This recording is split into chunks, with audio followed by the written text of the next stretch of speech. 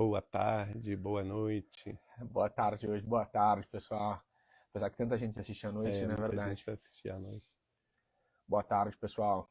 Sejam todos bem-vindos. Hoje nós estamos aqui num horário atípico, um horário Mais em que cedo. nós não acostumamos muito a gravar o culto, a fazer o culto aqui, a fazer a live, mas vamos com Jesus nesta tarde abençoada. Pessoal, quem está entrando, se puder dar um retorno para a gente, eu vi que o Galo entrou aí, se puder dar um retorno para a gente relativamente ao som, se vocês estão nos ouvindo bem. Nós estamos com o microfone aqui. Então, se vocês puderem dar um ok, ajuda. Meu, tá ligado? Tá. E parece que o pessoal falou que o som tá ótimo. O Galo, uma outra irmã. Maravilha, gente. Bom, pessoal, então nós estamos iniciando. É um item. É o último desse capítulo. É o último, né? Do capítulo 18 de O Evangelho segundo o Espiritismo, para quem está acompanhando. Hoje é o nosso culto de número 122. O item intitulado Reconhece-se o cristão pelas suas obras. Um item muito interessante. Bom, gente, então, para nós entrarmos propriamente no texto, vamos fazer a nossa prece inicial e depois a gente começa.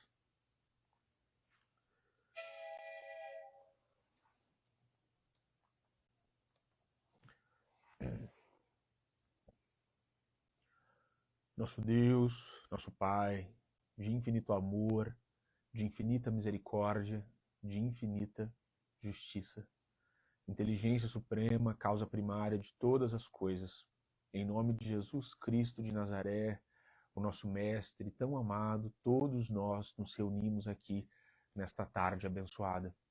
Sempre, Jesus, rogando a tua paz, as tuas bênçãos, o teu amor aqui conosco.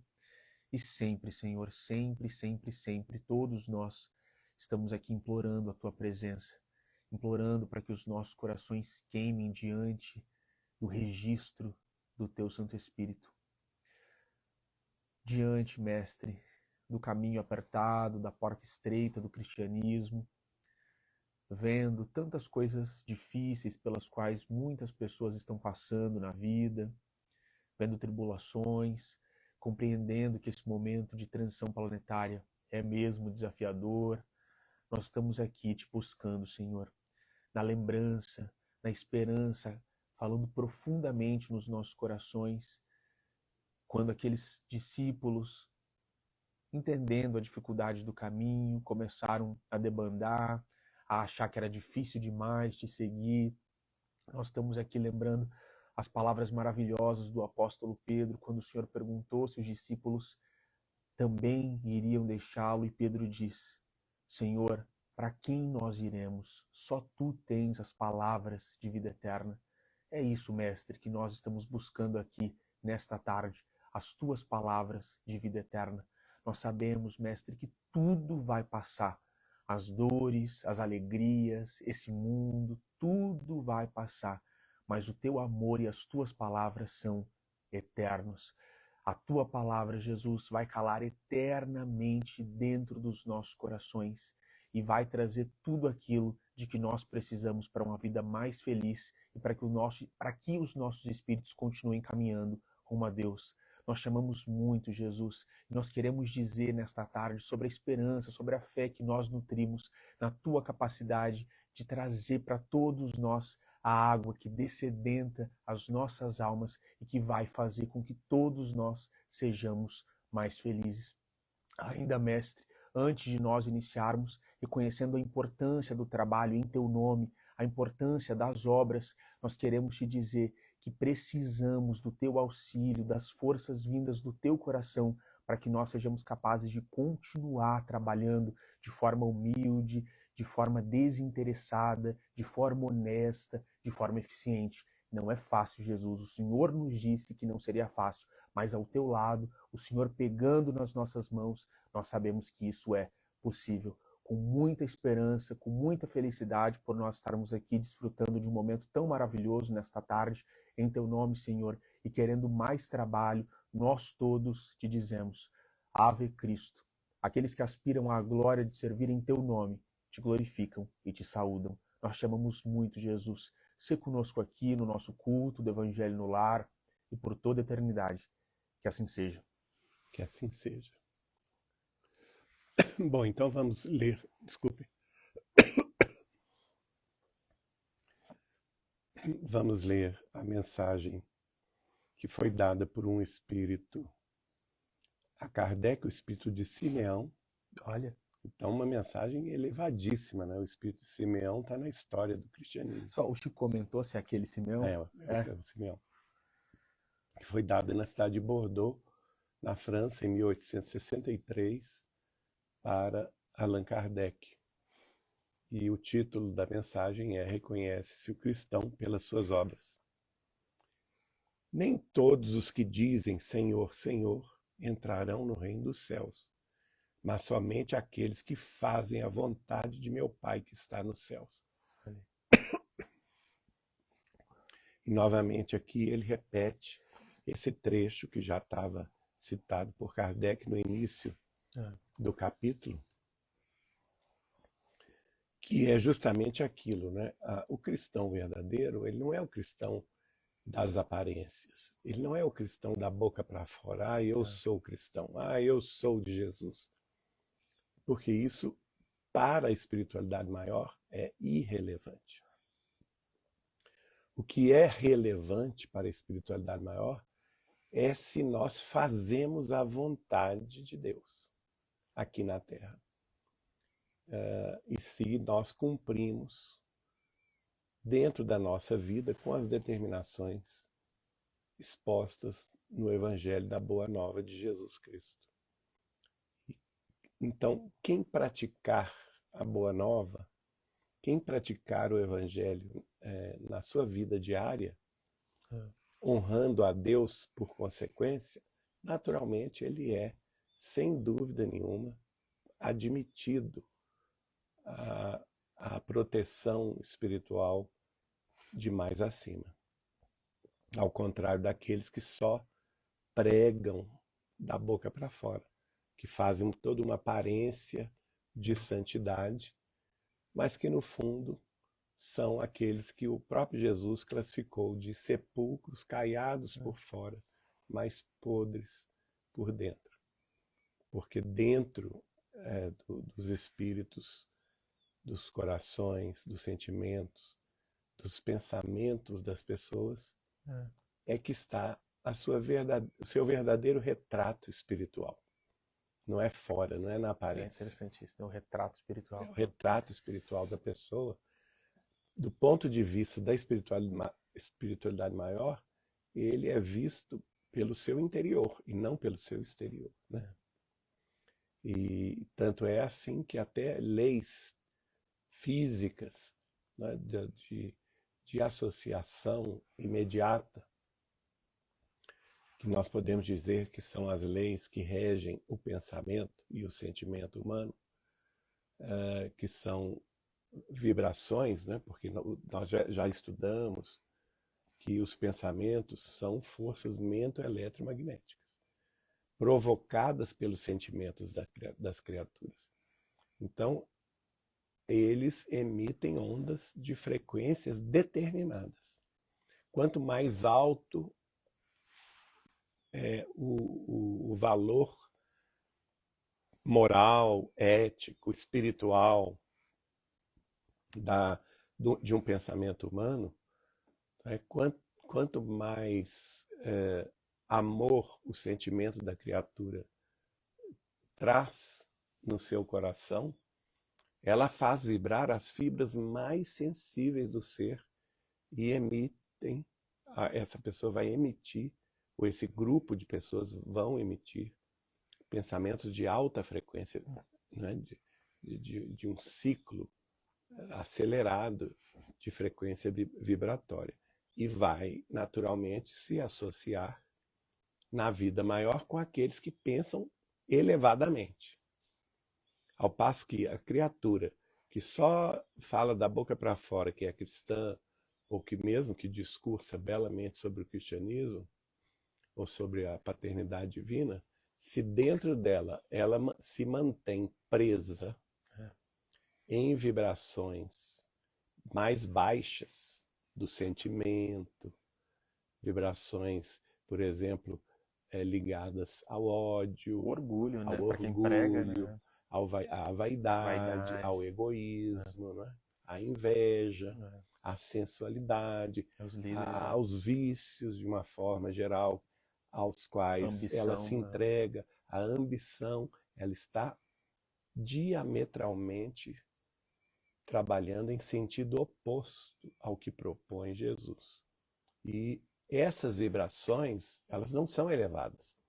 Ela pode esconder, porque a carne, o corpo de carne nos esconde. Então ela pode até esconder da sua família, pode esconder do seu ambiente, todo, né? do mundo, né? da sua igreja. Mas quem ela é realmente, o seu retrato espiritual, né, ele é o retrato de Dorian Gray. É o retrato de Dorian Gray, né? Então esse retrato, ele é a realidade, não tem como fugir disso. E essa realidade vai ser de vibrações pesadas, né, cuja frequência é bastante lenta, porque ela vibra num patamar mais baixo de forças mento-eletromagnéticas. E, por conseguinte, vai se associar com as companhias de vibração semelhante.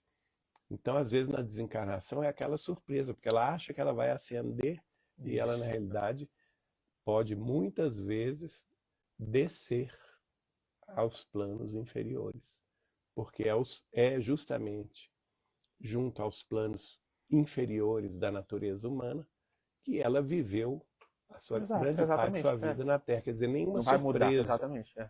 Ela só apenas não vai poder esconder da Exatamente. espiritualidade o que ela esconde aqui na Terra. É o livro aberto, né, de André Luiz?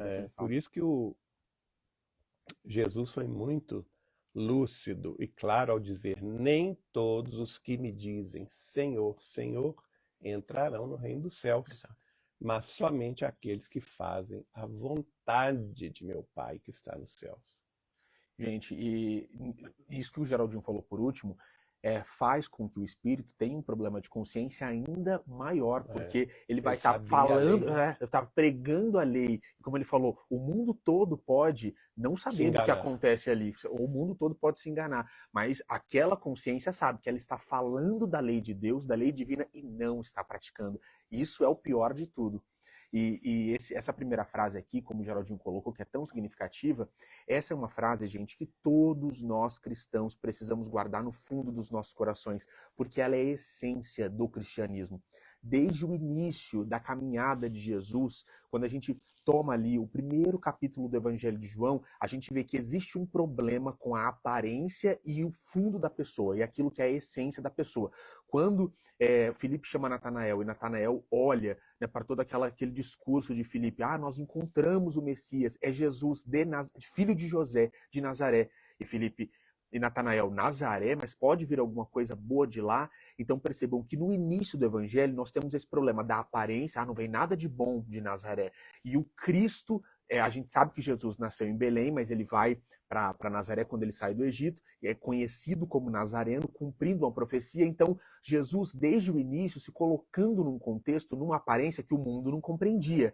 Por quê? Porque Jesus vem para mostrar para a gente, nós conhecemos um profeta pela obra. Jesus vai cansar de falar disso nos evangelhos, pessoal, principalmente para os fariseus, aos quais o Geraldinho estava se referindo, esses sepulcros caiados por fora e cheios de podridão por dentro.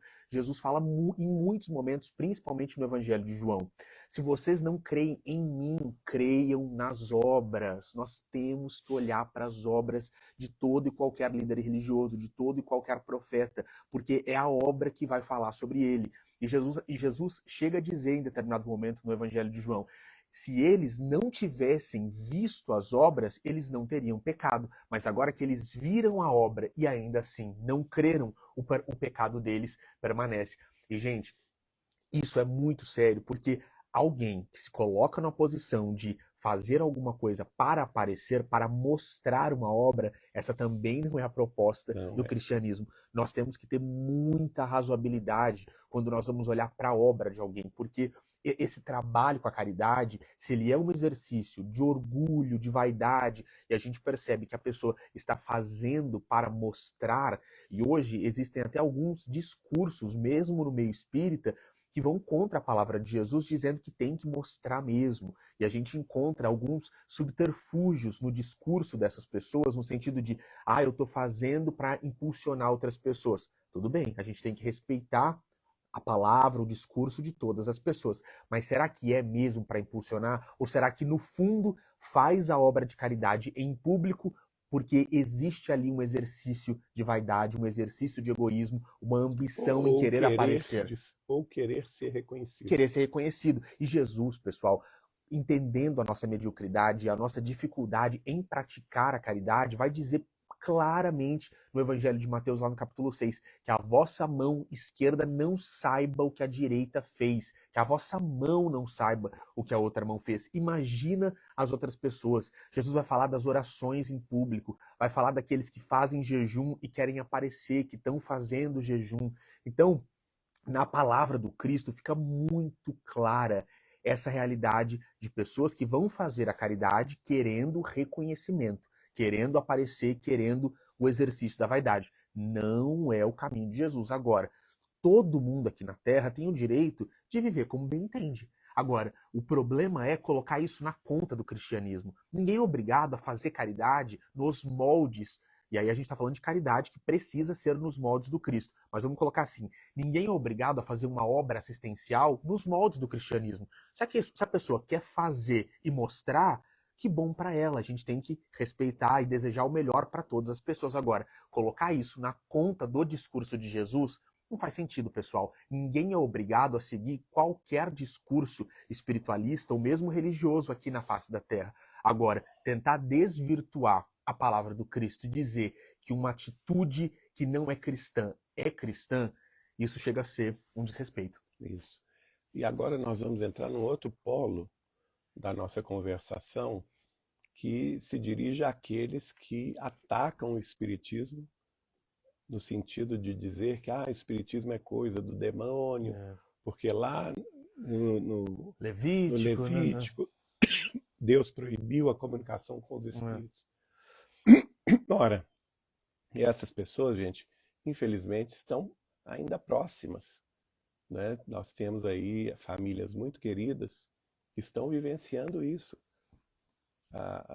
Os filhos que seguem a doutrina espírita sofrendo o embate de pais que não compreendem o espiritismo e que ficam achando que o espiritismo é coisa do demônio.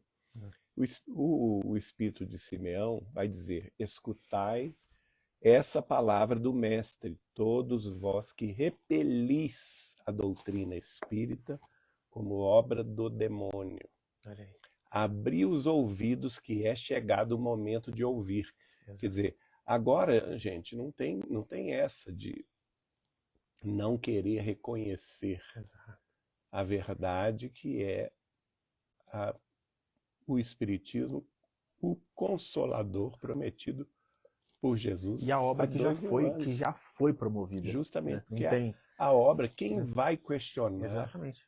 a obra hercúlea de Allan Kardec no século XIX, quem tem coragem de atribuir essa obra, como dizia o nosso querido Peralva, ciclópica, enciclopédica de Chico Xavier, 550 livros que ele nos deixou aqui na Terra, sem falar nos seus exemplos de amor, de caridade, de renúncia, humildade, em favor do próprio Cristo, em favor da difusão da mensagem do Evangelho de Jesus, atuando nas frentes mesmo de amor ao próximo, totalmente puro, sem pedir nada em troca, não é? Sem exigir taxas de reconhecimento, sem cobrar por isso. Foram, dentro da doutrina espírita, 75 anos de mediunidade com Jesus e o Espiritismo, sem contar os seus 17 anos antes como católico romano, que também ele fez muita caridade em Pedro Leopoldo. em tenra idade. Ora, então é para essas pessoas que o Espírito vai então se Exatamente. dirigir nesse momento, dizendo: será bastante estar a serviço do Senhor para ser um fiel servidor seu? Bastará dizer: sou cristão, para que alguém seja um servidor do Cristo? Procurai os verdadeiros cristãos e os reconhecereis pelas suas obras. Olha aí. Obras. Uma árvore boa não pode dar maus frutos, nem uma árvore má pode dar frutos bons. Jesus fala isso Isso é do muitas vezes, Cristo. gente, no Evangelho. Então, se a pessoa, gente, está trabalhando no bem, essa árvore só dá bons frutos. E se o fruto é bom, é o que Jesus fala, a árvore tem que A ser árvore boa. é boa.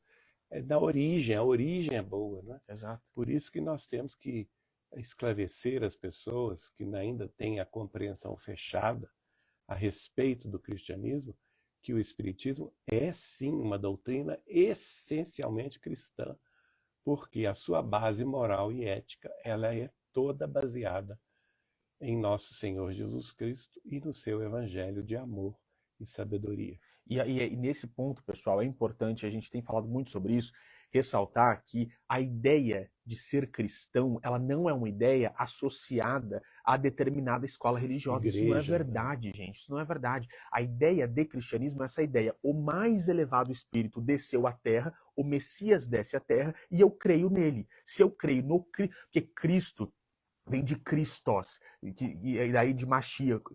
Se a gente for voltar no estudo etimológico, a gente vai longe. Mas é o ungido, o mais evoluído. E quando Kardec, na questão 625, pergunta de uma forma muito lúcida quem é o mais perfeito, e os espíritos superiores respondem categoricamente: vê de Jesus, Jesus Cristo, não restam dúvidas de que o Espiritismo reconhece que o maior, o Salvador, o Messias, o Cristo, o ungido, o Filho de Deus, nesse sentido aí, que vai demandar mais interpretação, ele é reconhecido pelo Espiritismo. Então, quando Kardec vai colocar que ele é o nosso modelo, que ele é o nosso guia, que é na palavra dele que nós vamos basear a nossa moral, que o postulado máximo da doutrina espírita é: fora da caridade não há salvação, porque caridade é o máximo da interpretação do discurso do Cristo, não restam dúvidas que o Espiritismo é essencialmente cristão. Isso não tem relação com religião. Quem diz o contrário, gente,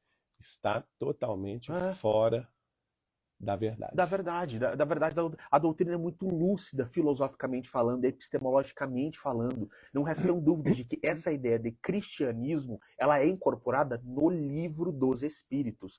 E mais uma vez, não se enganem, porque não existe uma religião que é dona de Jesus Cristo, cujos membros são os únicos cristãos. Isso não é verdade. A ideia de cristianismo não é essa, porque o próprio Cristo não fundou uma religião. Jesus era judeu e não se circunscreveu ao judaísmo. Pelo contrário, o postulado do Cristo, a palavra do Cristo, ela rompe muitas vezes com todo aquele ensinamento, com a tradição judaica e vai além, criando essa ideia de cristianismo que não depende de uma religião específica. Exato.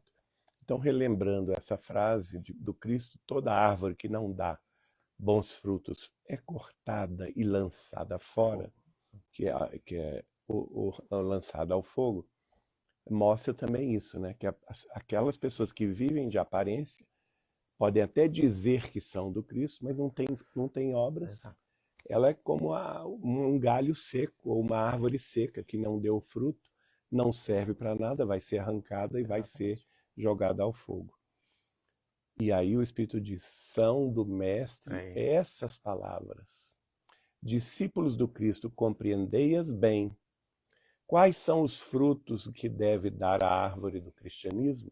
Árvore possante, cujos ramos frondosos cobrem com a sua sombra uma parte do mundo, mas que ainda não abrigam todos os que haverão de agrupar-se em torno dela? Os frutos da árvore da vida são frutos de vida, de esperança e de fé. O cristianismo, tal como o fizeram há muitos séculos, continua a pregar essas virtudes divinas. Esforça-se por espalhar seus frutos, mas quão poucos o colhem. Então, gente, aqui ele já dá uma indicativa. Qual é a árvore boa? E qual é a árvore que não presta para nada? Então, a árvore boa, gente, é aquela que vai dar frutos da vida, de vida eterna. Frutos de esperança e de fé. Então, se nós estamos dentro da nossa rotina, seja no lar, na família, no trabalho, na atividade profissional, na atividade também social, política, econômica, dentro da sociedade à qual nós estamos essencialmente vinculados, se eu estou produzindo, não é? Exatamente. Frutos de esperança naqueles que convivem comigo, naqueles que me ouvem, naqueles que estão ao meu lado, frutos de fé, se eu estou inspirando fé, então eu estou no bom caminho, não é? Porque esses são frutos de vida eterna, não se Exatamente. circunscrevem à terra. Exatamente. Então não tem nada a ver com materialismo, Exatamente.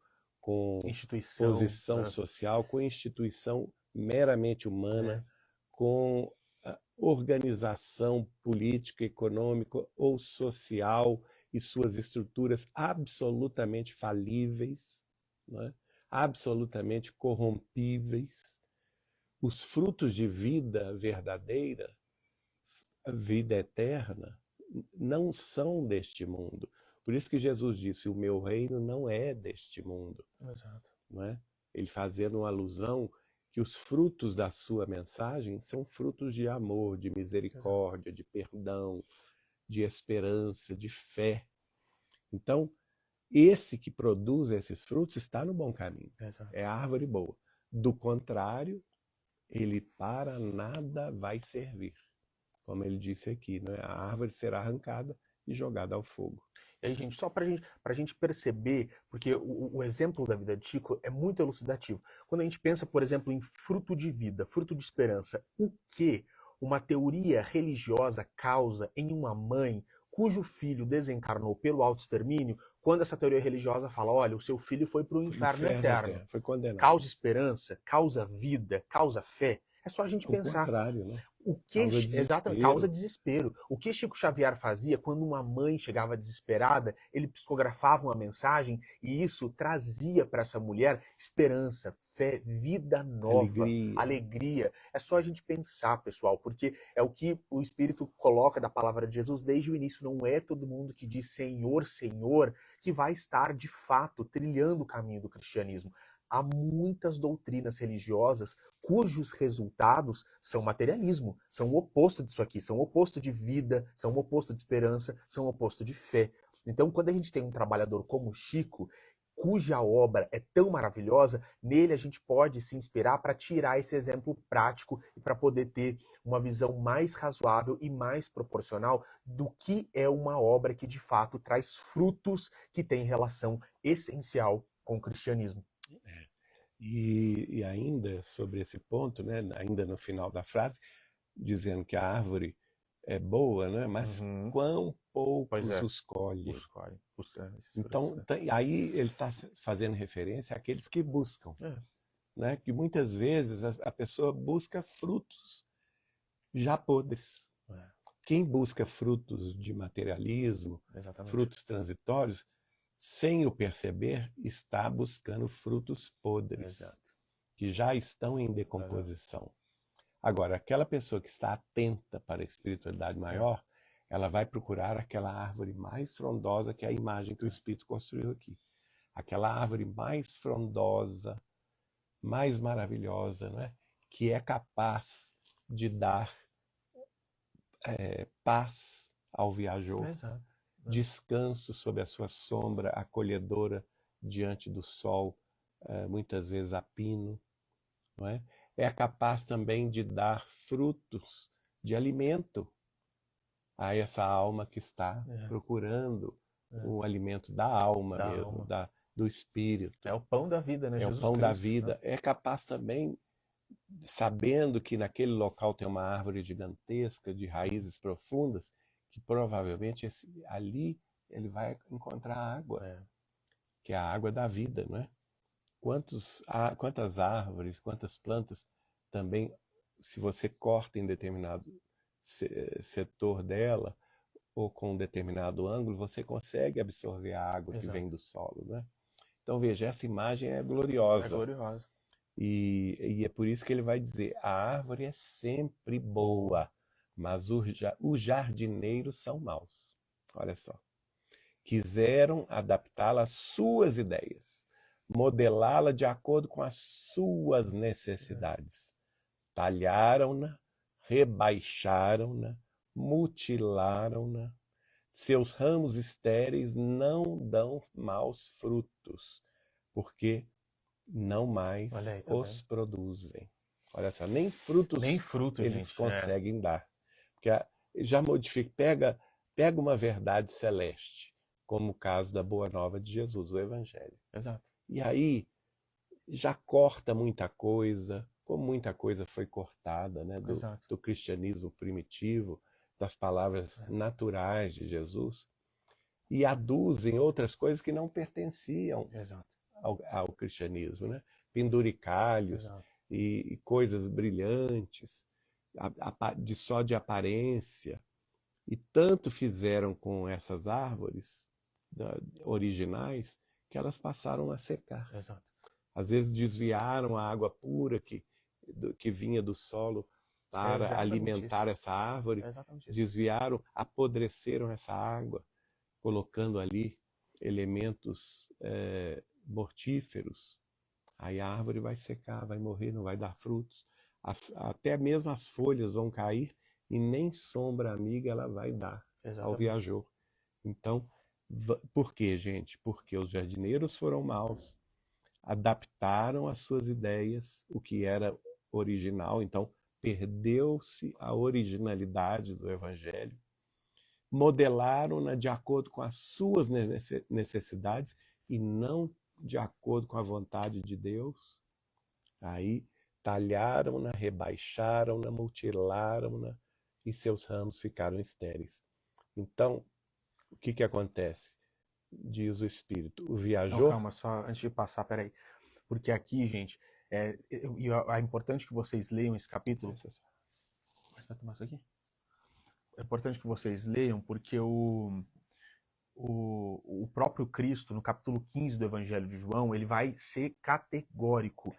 E quando ele vai dizer: eu sou a videira, vocês são os ramos, permaneçam em mim. Se nós não permanecermos no Cristo, Vamos não secar. tem vida. Exatamente, Vamos não secar. tem vida. Essa é a palavra do próprio Cristo. Ele é a água viva. Ele é a Ele. seiva. Ele fala: eu sou a videira, vocês são os ramos. Se nós nos desconectarmos do Cristo, nós que somos esses galhos, esses ramos, nós vamos secar. Só existe, como o Geraldinho está colocando, só existe vida enquanto houver consonância com aquilo que o Cristo trouxe, com a palavra de vida eterna do Cristo. Não adianta, pessoal. Se esse ramo sai da videira, se ele se desconecta deliberadamente, porque ele não quer estar com a videira, ele vai secar. É o que Jesus vai falar. Vai ser cortado e jogado no fogo. E o Espírito está trazendo aqui uma imagem muito interessante para nós percebermos. Nem vai ser mal esse fruto, porque não vai haver fruto, não vai continuar. É a árvore seca. É aquela árvore seca, não vai ter nem fruto para esse fruto ser mal. Então percebam como é perigoso esse caminho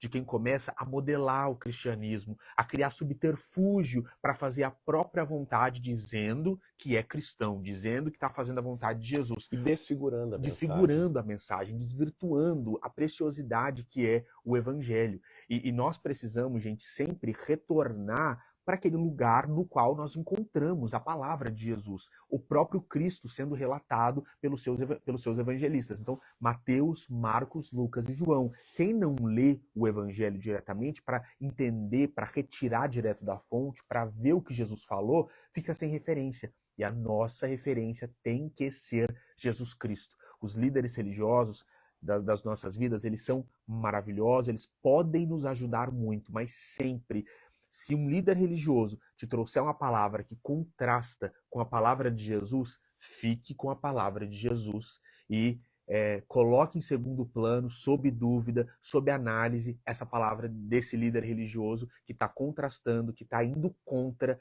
a própria videira, porque nós só teremos vida se nós permanecermos no Cristo. Isso.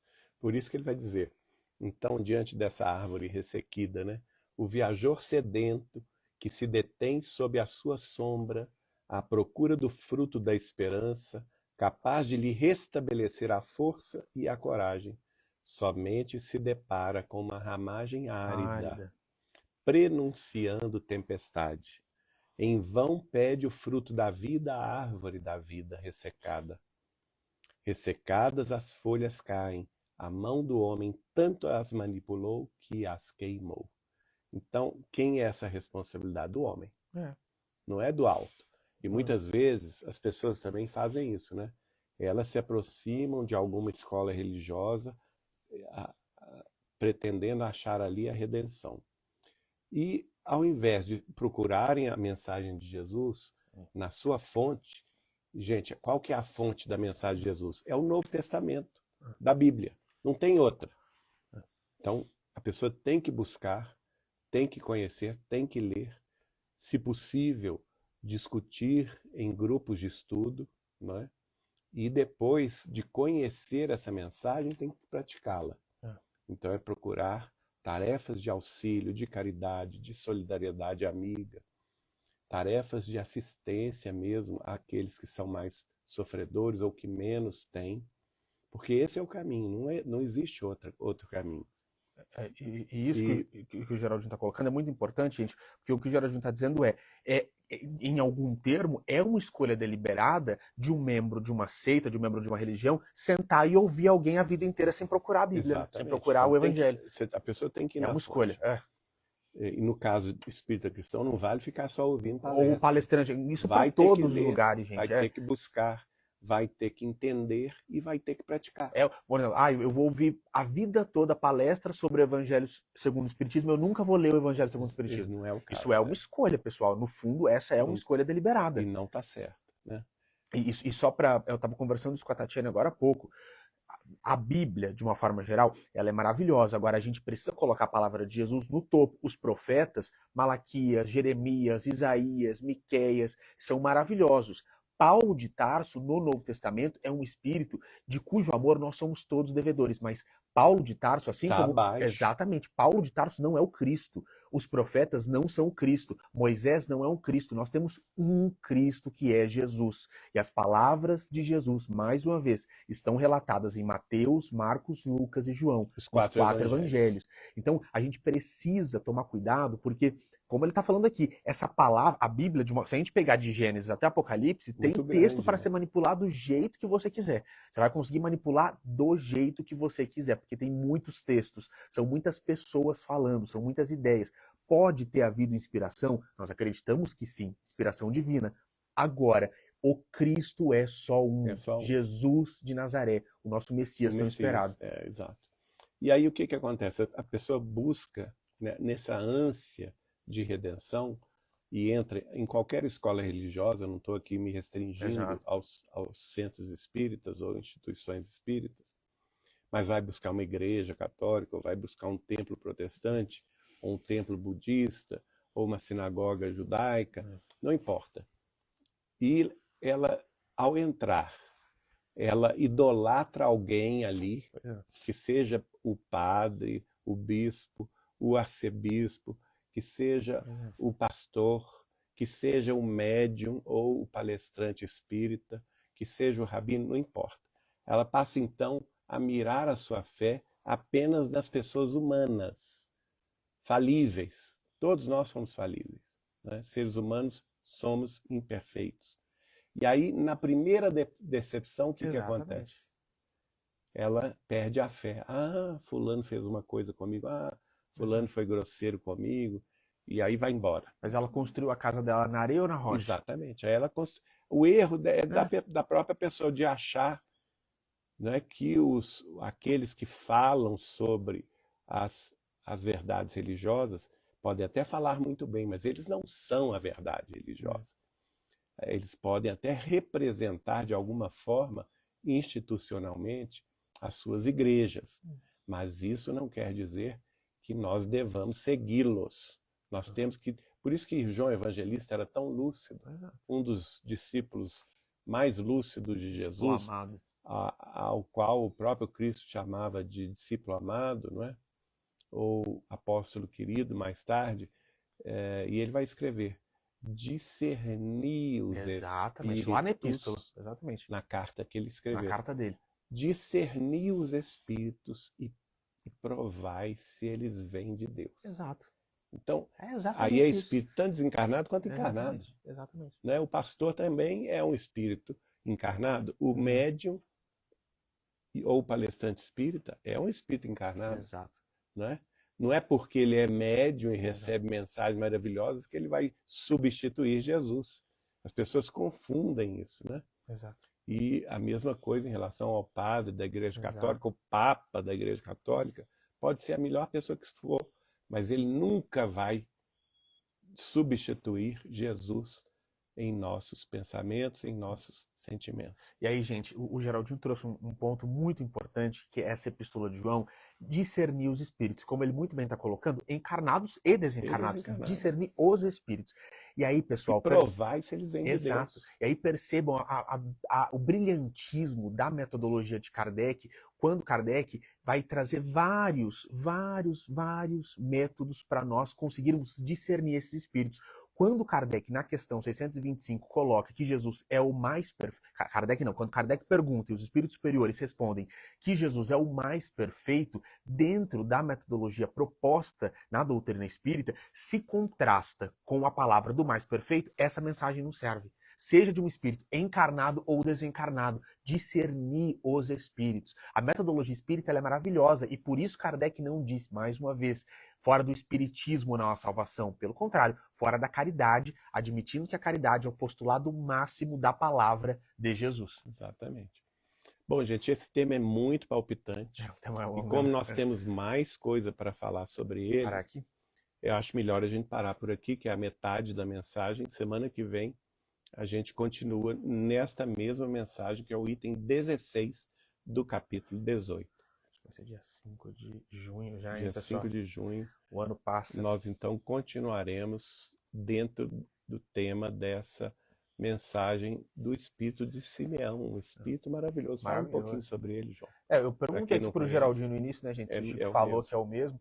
E lá no livro Há 2000 Anos nós temos essa figura maravilhosa de Simeão, que foi um arauto mesmo, um defensor na primeira hora do cristianismo, quando Cristo ainda estava encarnado, ele já estava seguindo Jesus, um espírito, mais uma vez, como nós falamos de Paulo, e Simeão também, um espírito de cujo amor nós somos todos devedores, que trouxe um testemunho de fé, sendo inclusive, né, martirizado numa cruz, trouxe um testemunho de fé para todos nós. Então, um espírito ao qual nós somos todos muito gratos e que ainda, além de tudo, deixa mensagens como esta, maravilhosas para todos nós. Foi ele que... tio da Ana, era tio da Ana, não é?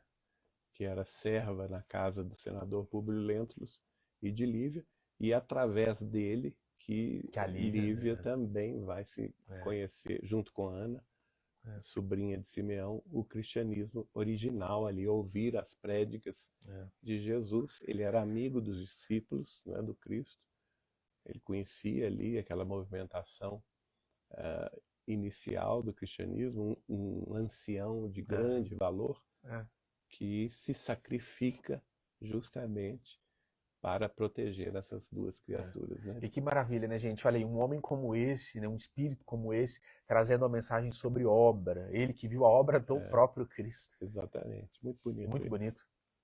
Então, bom, pessoal, então a gente vai parar aqui, vamos interromper a mensagem. E semana que vem a gente termina essa mensagem e o capítulo 18. Então, tudo fica salvo sempre, todos os cultos estão salvos aqui no Instagram, no YouTube da TV Saber Espiritismo, onde estão os nossos materiais e até outras coisas. No Meta Facebook também, lá do Geraldinho, Geraldo Lemos Neto, da página da Casa Chico Xavier, da página Saber Espiritismo. Então sempre fica tudo salvo. E na quinta-feira que vem, que o nosso culto normalmente ocorre às quintas, então na quinta-feira que vem, às 8h30, nós estaremos aqui para continuar essa nossa conversa maravilhosa sobre o Evangelho segundo o Espiritismo. Agora, para nós finalizarmos o nosso culto de hoje, a gente se lembra sempre da água para fluidificar, para que os espíritos tragam aquilo de que nós precisamos. E para nós terminarmos, o Geraldinho vai fazer a nossa prece final. Ó Senhor, amado Jesus, mais uma vez te encontramos nesta roda amiga, em que unimos nesta vida os teus ensinamentos de grande luz. Mestre amado, sê conosco uma vez mais. Mestre adorado, ampara-nos um tanto mais.